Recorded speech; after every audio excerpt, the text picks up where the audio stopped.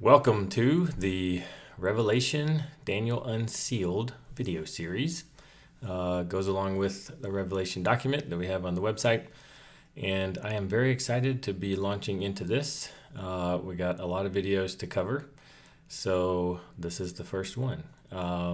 If you haven't watched the Daniel series, please do that or take a look at the Daniel document. At least maybe check out the shortest video, which is 10-minute video, or the level 2 is kind of the 1 hour intro. Those don't build on each other. The 10-minute is a standalone, the 1 hour is a standalone, and then the full deep dive is there's 3 core videos that go with that are the full treatment of Daniel's 70th 7.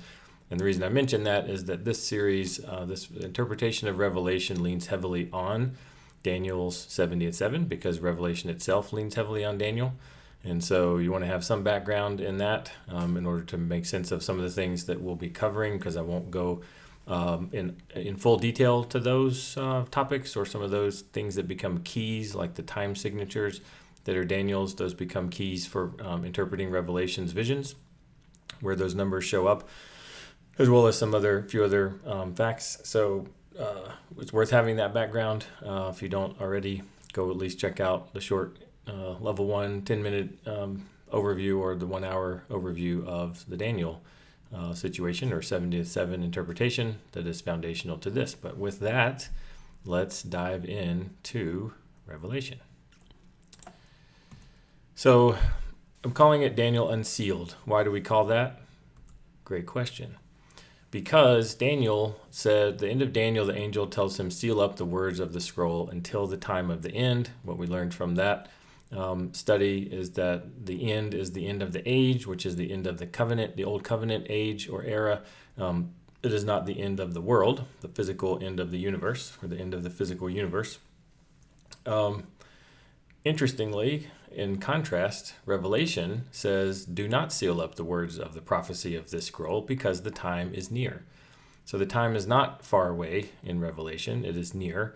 And we'll get to that, unpack that. There are some parts of Revelation that are far away, but the bulk of the book is near, and we're going to unpack that. And so it is the time of the end in Revelation, same end that Daniel referred to.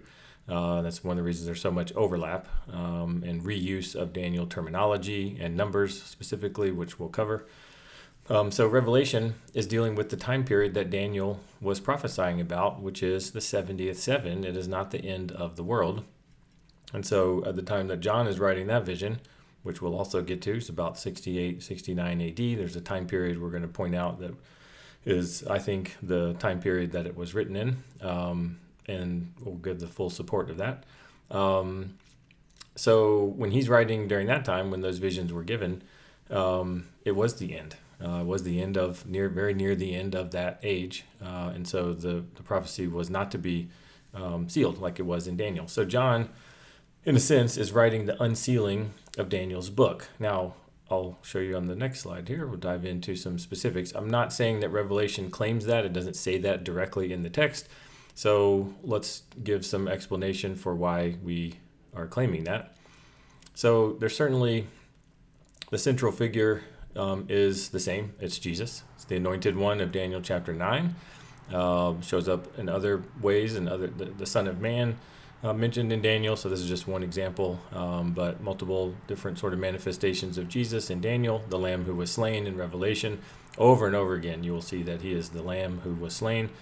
The Lion of Judah actually is only mentioned in the very beginning, and then it switches to the Lamb, and I think it's like one occurrence of the Lion of the tribe of Judah, and then like 27 or 28 occurrences of the Lamb. So that's definitely the focal point of Revelation, or the predominant presentation, if you will, or perspective of Jesus. Pivotal event: Messiah cut off, the Lamb slaughter, the crucifixion. As we said in the Daniel series, Daniel is about Christ crucified, and Revelation, turns out, is also about Christ crucified. Not so much his return. The second coming. This is the sort of so-called inaugural arrival of Christ, or the Advent, his first Advent. It is about that, and not the second coming. Time signature, we'll cover that in depth, definitely overlap there. So we see Revelation using the very same time signatures that Daniel uses. I don't think those are used anywhere else in the New Testament, so it's unique to Revelation. There's a focus on the temple. It's desolated. There's some specific references in Revelation. Daniel talks about the desolation of the sanctuary, the destruction of the city and the sanctuary. So that's covered in both. Flood imagery is in both. The end comes like a flood. That came out prominently in the dates of the 70th seven, because that last date of the 70th seven turns out to be that flood date.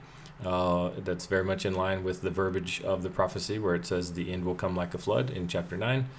And in Revelation, we see literally the dragon spewing the flood. So we get a little more personification, if you will, of the source of that flood. It's not just an arbitrary flood. It is a flood that is inspired and spewed out by the dragon. And we'll see some more specificity with that flood in Revelation. Sealed versus opened, as we said, Daniel, seals up the scroll. The Lamb opens the scroll, so there's an unveiling of what is in the scroll in Revelation, and so that's an interesting parallel. And then blessedness, there's some phrases that are the same. Blessed is the one who waits in Daniel 12. That's for the 1335 number. Revelation has some similar language. Blessed is the one who keeps the words written in the scroll or written in this prophecy. So there's parallels there. Definitely, this is a key one, the end of the old order. So the temple is destroyed, the city is destroyed, sacrifices end. There's a lot of that verbiage in Daniel. Why it's also using phrases like the end of the age, because of the end of all of those things that had been so significant for such a long period of time. It was a big deal to bring those to an end. Revelation likewise devotes a significant amount of time and words to the fall of Babylon and the arrival of the new Jerusalem, and specifically the new covenant people as well. We're going to see is covered at length in Revelation. So it's two tellings of the same story. What is that story? It's the 70th seven. Daniel gives us the arithmetic. We saw that before. Revelation gives us the drama. It gives a lot more detail. It gives more insight into who the players are, some of the earthly, both the heavenly players and the earthly manifestation. Sort of how you can see in the natural, but also insight into who are the players and what are they doing in the heavenlies that are behind some of those earthly manifestations. So Revelation is, in a sense, the 70th seven in apocalyptic grandeur, we could say, like a big movie screen. I like to think of it as a big, awesome movie that is really well done, very well written, very well put together. And so as we read through it, I think you'll see that. And so it's it's also focusing on the events of the crucifixion and its aftermath, because that's such a significant event in human history. It's the pivotal moment in all of human history, and so it focuses on that and the unfolding consequences. What are some of the results of that? So it's very much, but that drama is retold multiple times. So we'll get into that in a little bit, what that means. So one prophet in exile was looking forward, and even the angels were eagerly asking, when will these astonishing things be fulfilled? In Daniel's prophecies. In Revelation, we're dealing with John, an apostle on the island of Patmos, also in exile, looking at his present moment, and then a little bit into the future, but primarily it's in his present moment, which is the end of the age. Okay, what is the scope of what we're going to cover? So if you're wanting to get into the meat of Revelation, you'll have to be patient. We will get there, and we will go verse by verse, chunk by chunk, and cover all the gory details. But it's important to lay some groundwork first. What are we going to cover? It's going to be big picture architecture. Don't be concerned. It's going to be very specific. So by big picture, I don't just mean, hey, Jesus wins. It's going to be a lot more detailed than that. But we're focused on the who and the what and the when. We may not describe every single detail and apply or assign symbolic significance to every detail. I'm not saying that doesn't mean every detail doesn't matter, but we'll kind of focus, again, not super high level, but cover kind of structural things. Want to make sure we understand the visions, how they all fit together, what is the general timing of them, where there's timing specificity that comes from Daniel's 70th seven interpretation. and things like that. So not necessarily diving into every detail, or for example, a lot of the phrases have Old Testament. You can trace a lot of the phrases in Revelation to some Old Testament passage. We'll do that plenty, so we will do a lot of that. But we will not necessarily do that exhaustively. If you want to do that, you should pick up a commentary, a Revelation commentary, where somebody, get a big, thick volume, where it'll do things like give you every place in the Bible this phrase appears and what is the context in each of those phrases to kind of help. And I think that's helpful to do, but that's a level of deep dive that we're not going to do here, although we are going to go pretty deep. So we won't be unpacking every phrase and every symbol.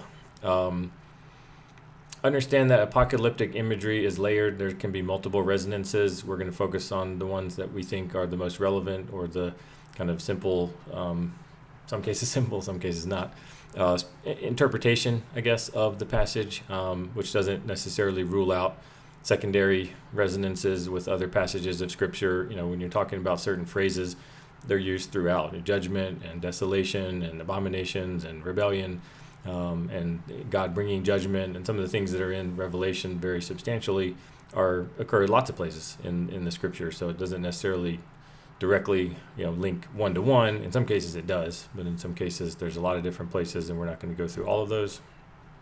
Kind of the test of a framework. So when we think about framework, we're thinking about some high-level structures or ways of interpreting Revelation as a whole, which you'll see. And so again, not so much focused on every single detail. What are some of the big picture things? It needs to be structurally grounded, means it needs to make sense with the general key structure, key components, key visions, key players in the different visions. It needs to be historically coherent. So where there's supposed to be a match with history, it needs to line up with that history. We covered kind of some of that flavor in the Daniel 70 to 7 when we said that the text prompts us to treat the crucifixion as the midpoint and look for some judgment period at the end. So whatever dates we come up with, they need to align with some kind of there's some historical coherence of something actually occurring in the real world around that time. Theologically consistent. Obviously, we don't want an interpretation of Revelation that leaves us dangling, disconnected from the larger New Testament witness and even Old Testament witness, which also points to Jesus. So we want to be theologically sound and theologically consistent. So we're looking for a framework that will do that. We'll try to note where we're confident and where we're not sure about certain things, and not overstate cases. So let's dive into some keys that are important for understanding Revelation. So again, we're going to go verse by verse, but there's some things where you need some background, you need some context in order to understand some parts of Revelation, and some things that when we run into a challenging verse or passage, these are some things that are relevant to fall back on. It's kind of like, oh yeah, let me remind myself about some of these keys, and that will often help the interpretation where you otherwise might feel stuck or unsure. So what are some of those? First one is that the time signatures are Daniel's, and this will be super fun when we get to these passages. So we've got the 42 months that is covered, Daniel 7, 12, Revelation 12 and 13, 1,260 days. Those are kind of the same, it's a different way of saying the same number. Time times and half a time. We've got the 3.5 days of Revelation 11. That one's going to be really fun. That's probably my favorite of the whole book. And you're going to love that one. So that is a Daniel number. So anything that's a 3.5 flavor, by the way, 42 months is 3.5 years on a, I guess anybody's 12 months annual cycle. The 1,260 days is 3.5 years on a 30-day month and 12-month year basis. So that's where those are all 3.5 year numbers. The 3.5 days is a 3.5 numbers. All of these 3.5 type numbers you're going to see in Revelation are Daniel's numbers.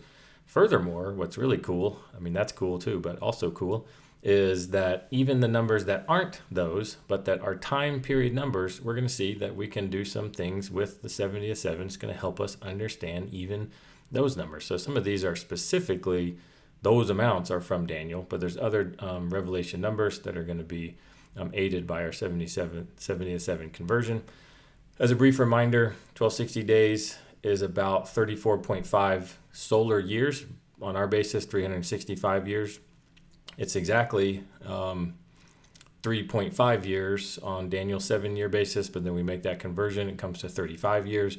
But 35 years on a 30-day, 30-day, 12-month, therefore a 360-day year is what those numbers are based on. So to convert to an actual 365-day a year like we use, it comes to about 34 and a half years. So a little bit less than the full 35. The 35 is kind of that old ancient Near East, Hebrew and Babylonian calendar of 30-day months. And so 12 times 30 is 360 days, not 365. Okay.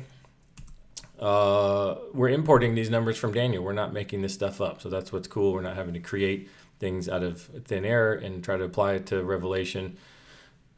We get to take these numbers that we know, and we know this convention now from the 77, and anywhere we see something that looks like it, then we can apply it, and you're going to see it's really neat and helpful.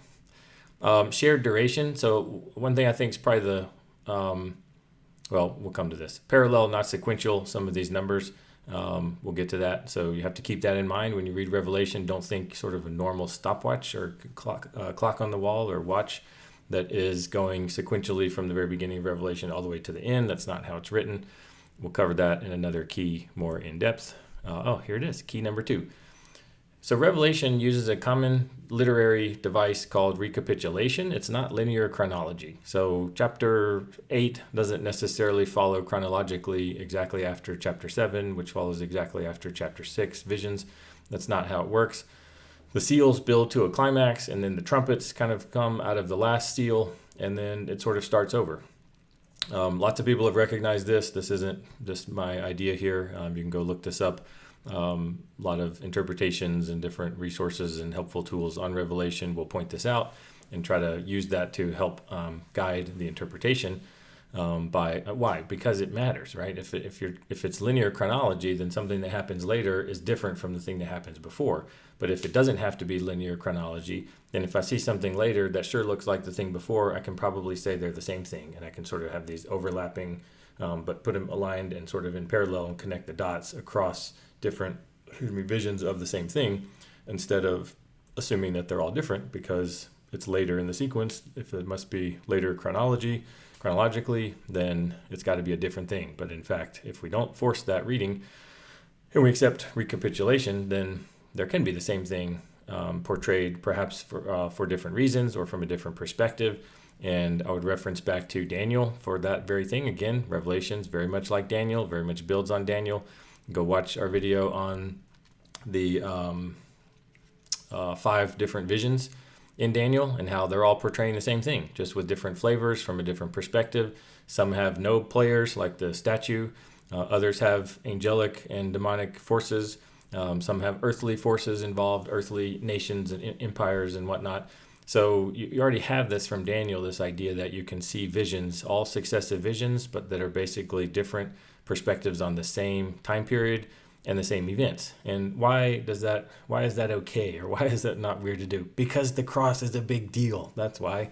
Because the crucifixion is the central pivotal moment of all of human history, past or present or future, and always will be. And so there's a lot in it. We mentioned that in the Daniel series as well. There's a lot of dualities in the cross. You can look at all of them, and they're sort of their own Bible study in and of itself that can be unpacked. And so when we come to Revelation, we see a similar thing happening where we've got so much to see, and it's relevant for so many different reasons. Then you can kind of have a whole vision devoted to one perspective on that.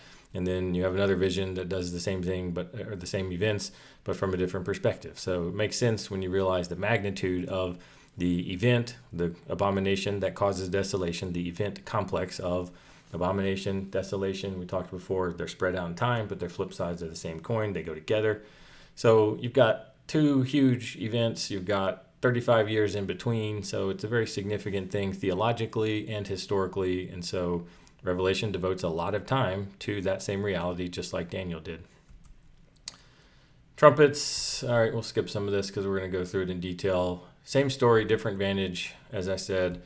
Seals, covenant, curses unleashed. The trumpets is kind of the dismantling of the old order. Cool spiritual warfare with the woman and the dragon and the flood. And then the bowls. So different perspectives on the same thing, which is, again, the 70th seven is primarily what the visions are about, which is the bulk of the book. Not the entire book, but the bulk of the book is that period. And we'll show you how you can see in the text when the transition happens and it moves beyond that.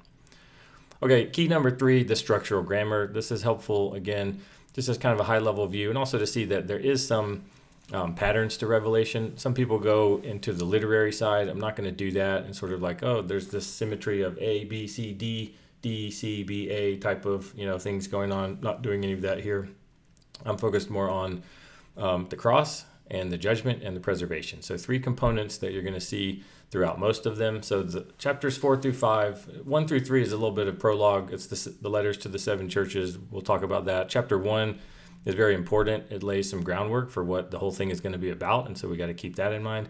But from sort of the main chunks of the book, we're going to start here with the throne room and say the cross is represented there. Jesus is the one who was slain, and he shows up as the lamb who was slain, not the lion of the tribe of Judah. And so the cross, in that sense, is present. The 7 seals are going to have the cross and judgment and preservation, and they have a sort of subunit. Usually the subunit is between the 6th and 7th item of the numbered items, and you will see that that vision is going to also be about the cross, but it shows specifically the preservation piece. And so there's this judgment and preservation. Whenever there's judgment, there's going to be preservation. We'll come back to that point in a minute. The trumpets, same thing, very similar to the seals. They have the cross, they have judgment, they have a preservation element packed in there. Then there is, you can see the highlighting is different here. The woman, dragon, beast is sort of a standalone narrative. It takes several chapters to cover it. It's pretty lengthy, but it's all part of one vision. It doesn't have a numbered sequence associated with it, but it does have the 3 elements, as does the harvest that's described in chapter 14. And then we get back to numbered sequences. So there's 7 bowls in chapters 15 and 16. They have all the standard elements of the numbered sequences, including a sort of subunit that is specifically calling out the preservation piece. So you can start to see some patterns emerge here and some consistency. Babylon is a different vision as well, and in chapter and at length, so you can see quite a bit of real estate there, over 2 chapters worth. Doesn't really have the cross, but it does have the judgment and preservation piece, as does the final vision in chapter 19, which is the rider on the white horse. So that's kind of a hopefully helpful to you. Maybe keep this handy as you read through it to kind of remember where you are or which thing that you're in. Just sort of, oh, am I in one of the 7 or one of the 3 numbered sequences that have 7 items in them? Am I in one of the separate standalone visions? And again, some of the visions, the subunits I'm calling in the 7 seals, the trumpets and the bowls, also helpful to recognize that those are happening inside one of those numbered sequences, and that's relevant, which we'll unpack as we go through each of those sections, whereas the other ones, the green and blue here, are kind of standalone visions. They're not exactly connected to the visions that come before, although all of these are related because they're covering the same thing, which is Christ crucified and the fullness of the 70th seven period and all that happened during that period. Okay. I mentioned the structural grammar piece. So you're always going to see judgment and preservation together. So if their judgment is there, you're going to also see preservation. It's not going to show you judgment without preservation. And the reason is because the judgment is not for the entire world. The judgment is on Old Covenant Israel for covenant unfaithfulness. And so the preservation piece shows that it's not just all Jews, all ethnic Jews, all citizens of the nation of Israel at that time, because those who are believers in Christ are going to be spared from that judgment, because that judgment is not just on Jews, it's on Old Covenant people who rejected Jesus. So it is Old Covenant Israel, which would be ethnic Jews who rejected the Messiah, and it's not going to apply to those who accepted the Messiah. And so that God never wanted anyone to forget that or be confused. And so anytime you see judgment, you're going to see preservation. The cross is in every cycle except the last 2. Again, prominent thing in Revelation. The point is Christ crucified and what all happens out from what flows from that. Even where it's not shown, its effects are usually shown, like the last 2. So it's still related to the cross, even though the cross isn't visually depicted. Simply put, Revelation is not about the end of the world. It's just not. I think you'll see that if you watch through all of these videos or read the document that we have. It's going to show you that the end of the world is not the focus of Revelation. It's there, but it's at the very end of the book, and it's not the main point. It's about the cross. It's about Christ crucified. Some helpful questions as you go through. Again, you can use the little diagram in the previous slide, but you can also ask yourself questions. Who is being preserved here? So is there a preservation aspect happening? Who or what is that? And that will help orient you. Also, where's the cross? So where's Jesus? Where's the cross? That will kind of help you figure out where you are sometimes. Key number 4 is 2 Israels. This is a big one. So we're going to spend a little time unpacking this. The first Israel is the bride. And it's the multiple references here. I'll just kind of cruise through these. The woman clothed with the sun, we're going to show, is the bride, is New Covenant Israel. We're going to show the 144,000 is a part of that. The inner temple gets measured and claimed. There's a bride made ready near the end.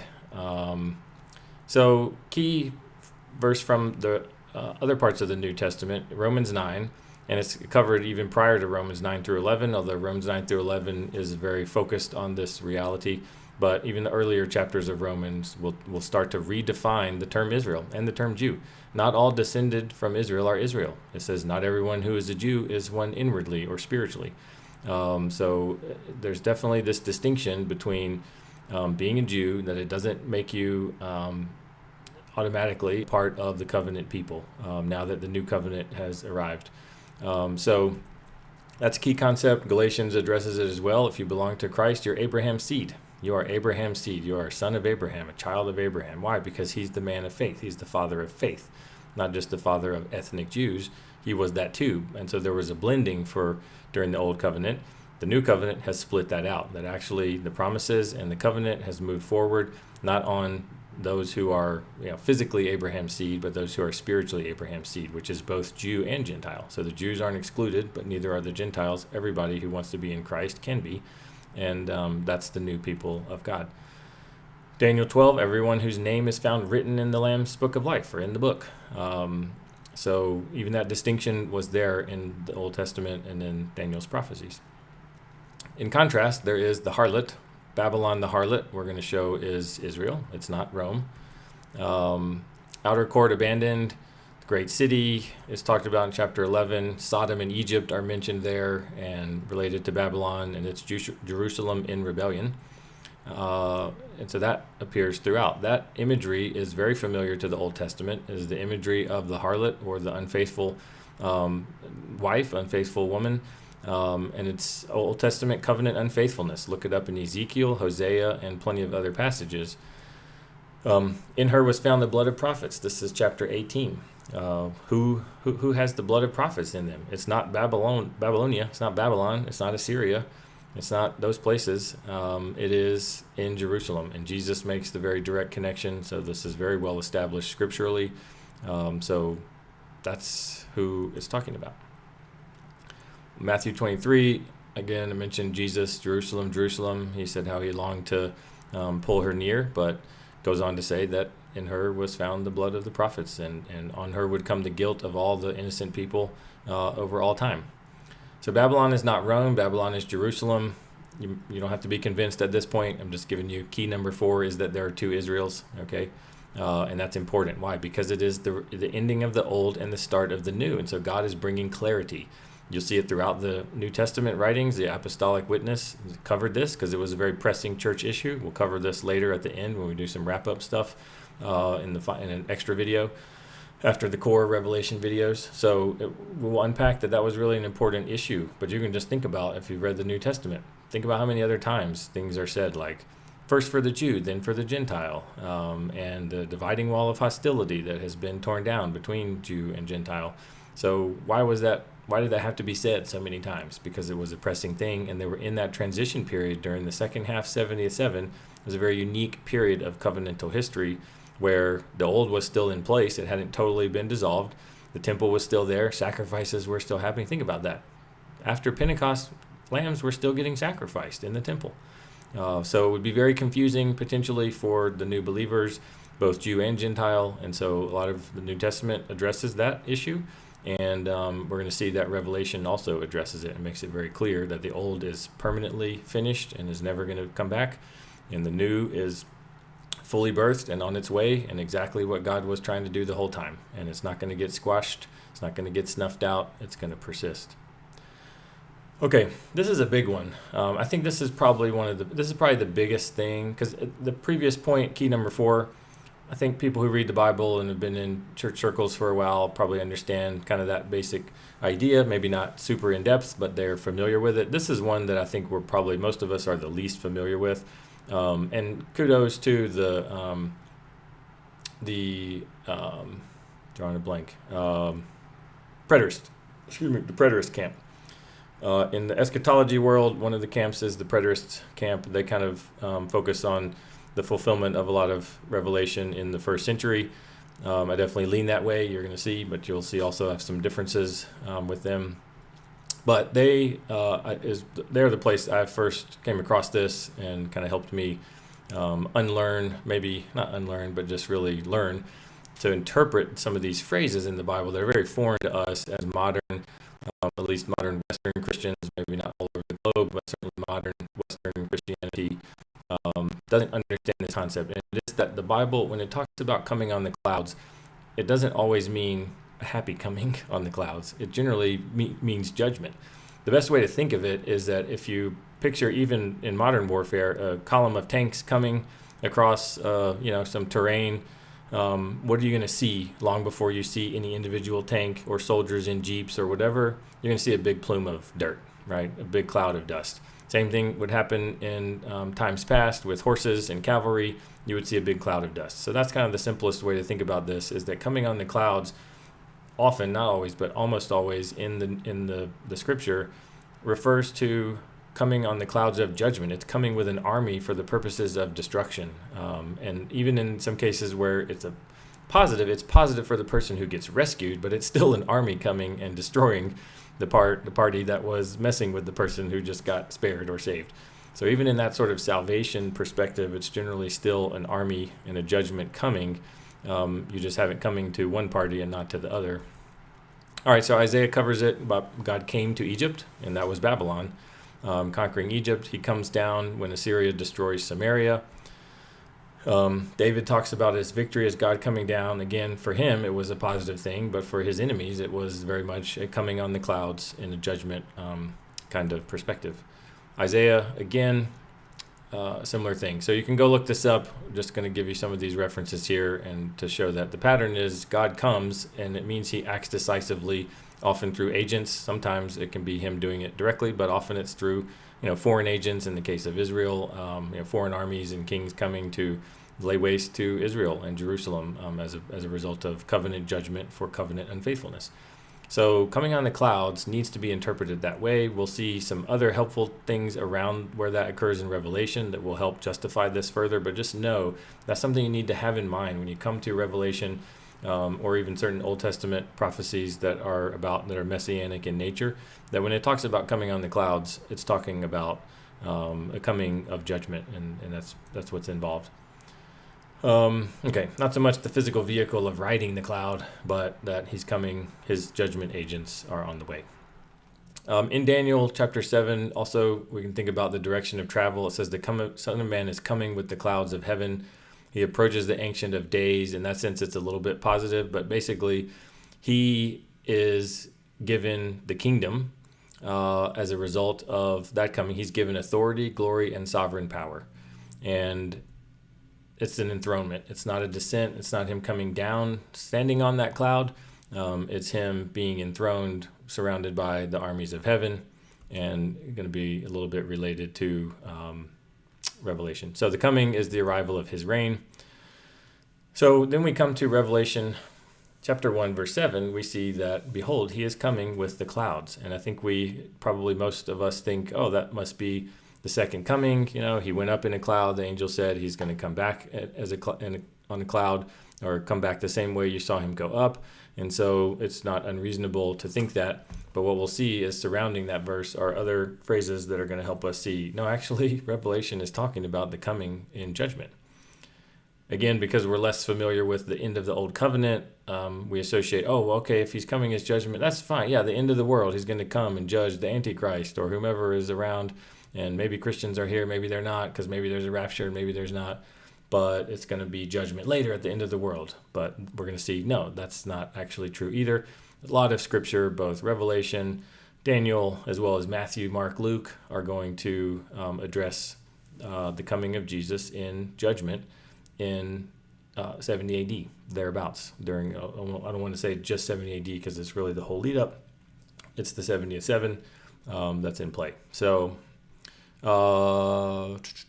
again, we've got this enthronement language, so it's some of both, because we will see that in chapters 4 and 5 of Revelation, before all the judgment kicks off, we're going to see Jesus enthroned, and then we see some of similar visions to what Daniel saw in terms of the Ancient of Days, God, and Jesus receiving the kingdom, and then beginning to rule and reign. Again, that enthronement language, that he has now received the kingdom. Daniel talks about it. Revelation is also going to talk about it. Even those who pierced him, okay, who is that? The simple reading of that is the Jews, maybe specifically the leadership, the Sanhedrin, those who put him on the cross. Zechariah also has similar language, so there's very much a specific anchor to that generation, the generation that pierced him. You see this in the beginning of Revelation. All the tribes of the land will mourn. We'll unpack this more in detail, some of these words, but it's basically all the tribes of Israel. The tribes of Israel, the tribes of the land will mourn. Again, there's Old Testament corollaries there. So it's very much Israel specific.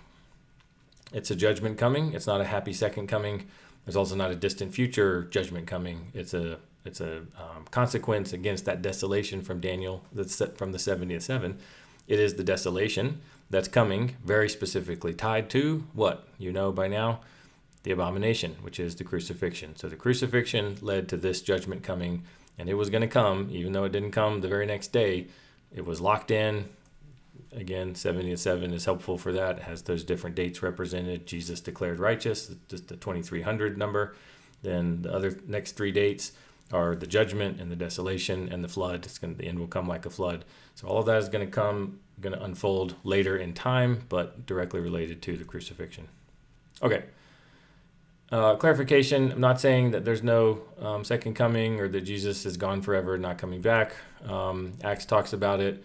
1 Thessalonians, I'll cover in a separate video, linking or going through the different New Testament passages outside of Revelation that and how they relate to the understanding of the 70th 7 and whether it's the judgment coming or the final consummation coming.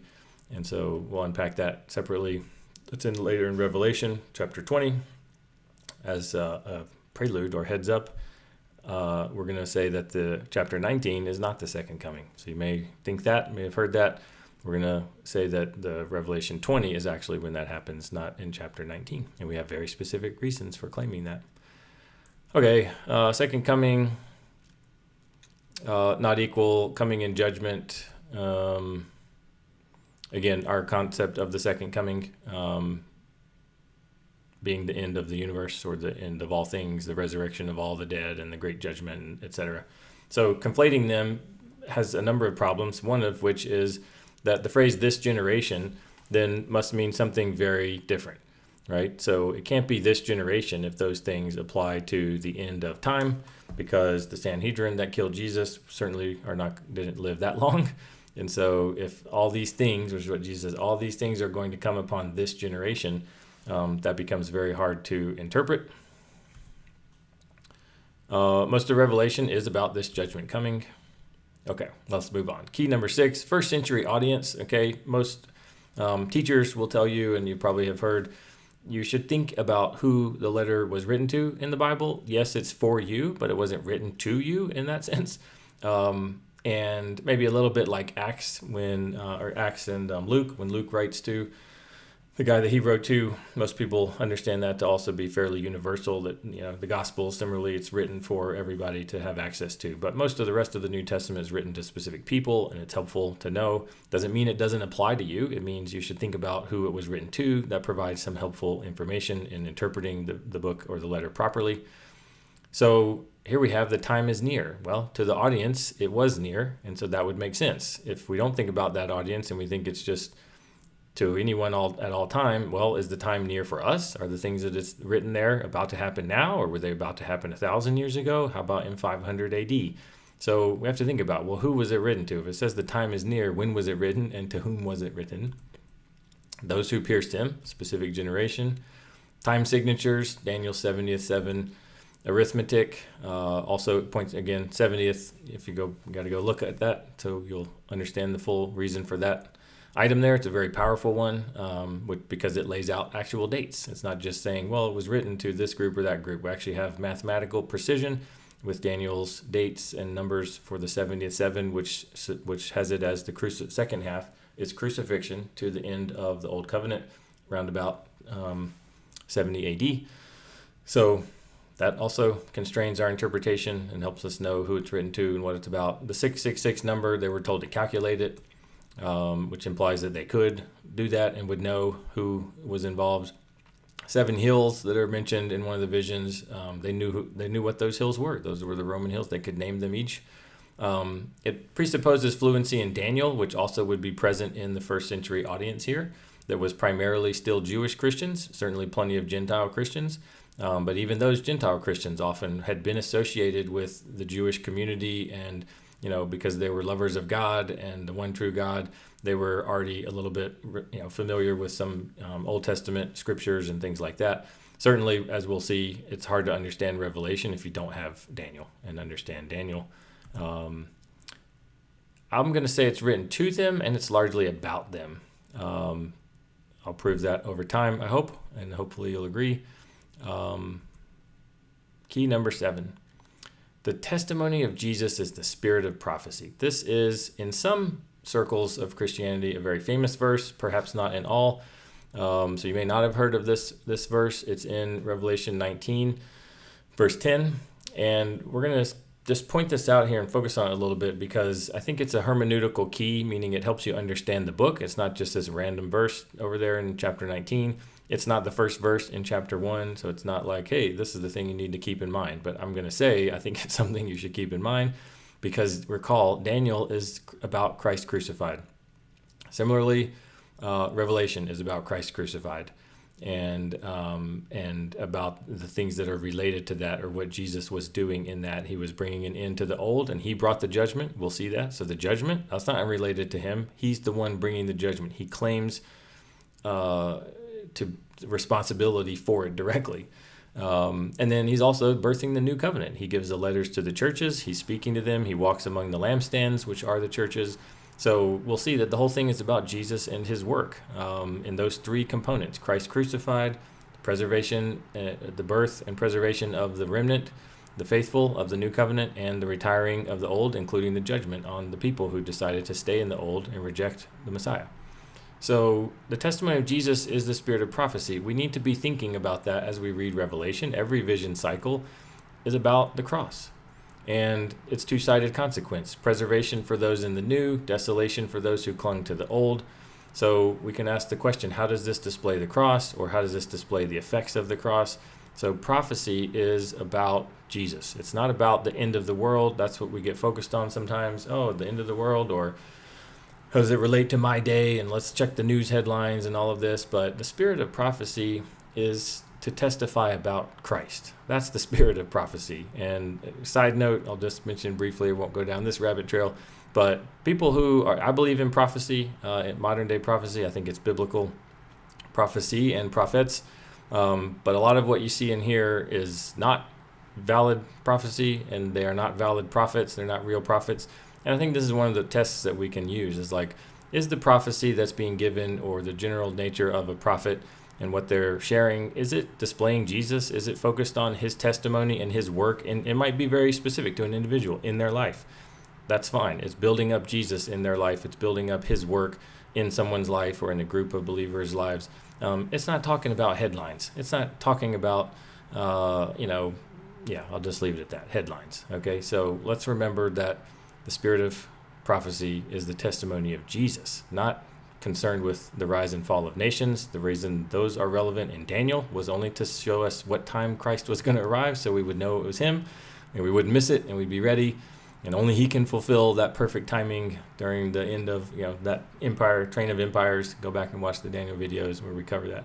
So that's why those are relevant. It's not that God wants us going around talking about nations and what's going to happen and whatever. By the way, where were they during COVID? So that's a whole nother conversation we won't have, because we're all glad COVID is in the rearview mirror. Okay. Covenant transition, it accomplished. Beat that horse, I think.